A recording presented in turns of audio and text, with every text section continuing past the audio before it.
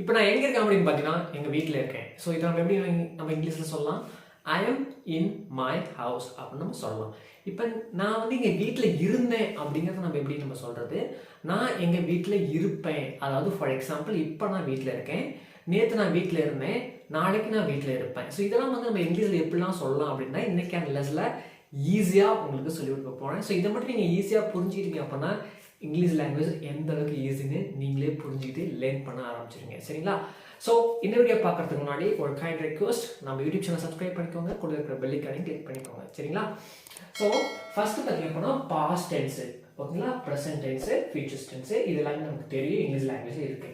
இதில் பார்த்தீங்கன்னா ப்ரெசென்ட் டென்ஸில் மட்டும் ஐ வந்து ஆம் யூஸ் பண்ணுவோம், ஹி சி இட் வந்து யூஸ் பண்ணுவோம், யூ வி தே வந்து நம்ம ஆர் யூஸ் பண்ணுவோம். சரிங்களா? அதே பாஸ்ட்ல நம்ம எப்படி யூஸ் பண்ணுவோம் அப்படின்னா he see it I வந்துச்சு அப்படின்னா was யூஸ் பண்ணுவோம், they we you வந்துச்சுன்னா நம்ம were யூஸ் பண்ணுவோம். சரிங்களா?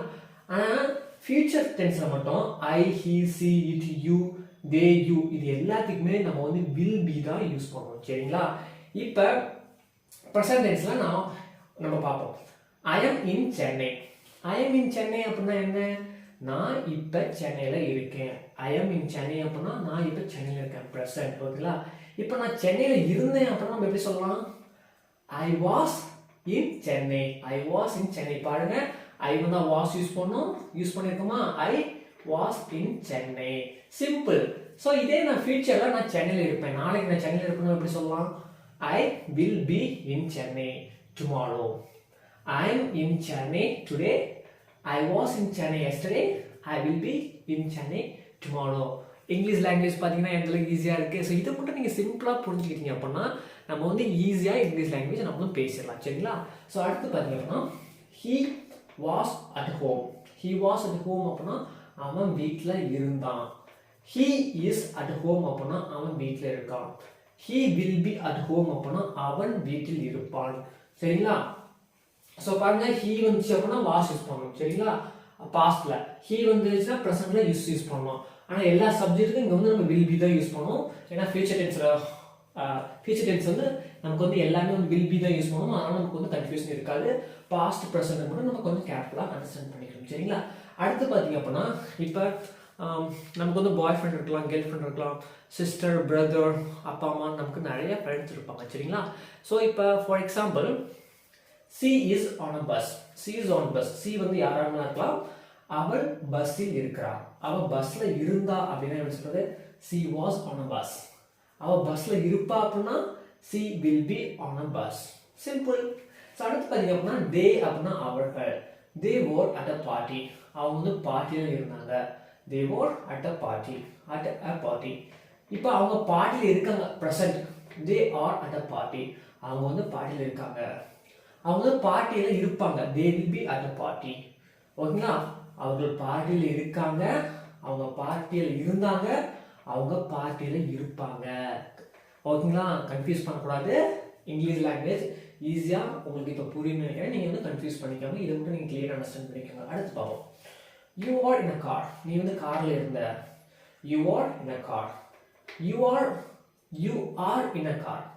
ஸோ இதோட ப்ரொனன்சியேஷனும் வெவ்வேறு நம்ம வந்து கன்ஃபியூஸ் பண்ண முடியாது. You were in a car, you are in a car, you will be in a car.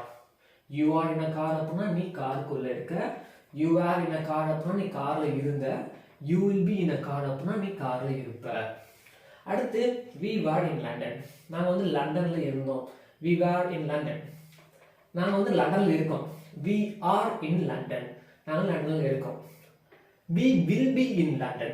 we will be in London அப்படின்னா நாங்கள் லண்டன்ல இருப்போம். நாங்கள் வந்து நாளைக்கு லண்டன்ல இருப்போம். we will be in London. So அடுத்து பார்த்தீங்கன்னா it was raining. it was raining அப்படின்னா மழை பெய்து கொண்டிருந்தது. it was raining. இப்போ மழை பெய்ஞ்சிட்டு இருக்கு, எப்படி சொல்லலாம்? it is raining. மழை பெய்ஞ்சிட்டு இருக்கோம் அப்படின்னு எப்படி சொல்லலாம்? it will be raining. So இது பார்த்தீங்க அப்படின்னா guys, இங்கிலீஷ் வந்து ரொம்ப ஈஸி. இது உங்களுக்கு ஈஸியாக புரிஞ்சிருக்குன்னு நினைக்கிறேன். ஸோ இதில் நமக்கு கன்ஃபியூஸ் பண்ணக்கூடிய ஒரு விஷயம் மட்டும் என்னவா இருக்குன்னு பார்த்தீங்கன்னா இன்னு, அட்டு, ஆன். ஸோ இது மூணு எந்தெந்த இடத்துல யூஸ் பண்ணுறது அப்படின்னு நமக்கு கன்ஃபியூஷனாக இருக்கும். ஸோ ஆன், அட், இந்த 3 ப்ரிப்போசிஷனும் நம்ம எங்கெங்கே யூஸ் பண்ணோம் அப்படின்ட்டு நம்ம டீட்டெயிலாக ஒரு வீடியோ போட்டிருக்கோம். ஸோ அந்த வீடியோ நீங்கள் பார்த்தீங்க அப்படின்னா உங்களுக்கு கூட இருக்கக்கூடிய எல்லா கன்ஃபியூஷனும் ரெக்டிஃபை ஆகிடும். ஓகேங்களா? ஸோ இந்த வீடியோ கண்டிப்பாக உங்களுக்கு புரிஞ்சிருக்குன்னு நினைக்கிறேன். அதே மாதிரி பார்த்தீங்கன்னா இங்கிலீஷ் லாங்குவேஜ் வந்து எல்லாராலையும் ஈஸியாக கற்றுக்க முடியும். ஜஸ்ட்டு ஃபண்டமெண்டல்ஸ் மட்டும் நம்ம ஈஸியாக கற்றுக்கிட்டா மட்டும் போதும். இது வந்து ஒரு படிப்பு மாதிரி நினச்சிக்கிட்டு டெய்லியும் புக் எடுத்து பார்த்துக்கிட்டு நோட் பண்ணிட்டுலாம் இருக்க வேண்டாம். நம்ம எல்லாரும் எப்படி நம்ம தமிழ் பேசுகிறோமோ அதே மாதிரி இங்கிலீஷ் லாங்குவேஜ் நம்ம ஈஸியாக பேசலாம். ஜஸ்ட் அந்த பேசிக் ஸ்டெப்ஸ் மட்டும் ஈஸியாக கொஞ்சம் கிளியராக அண்டர்ஸ்டாண்ட் பண்ணிட்டா சரிங்களா? I will see you in the next video. Till that, this is Saral Setu. Bye-bye.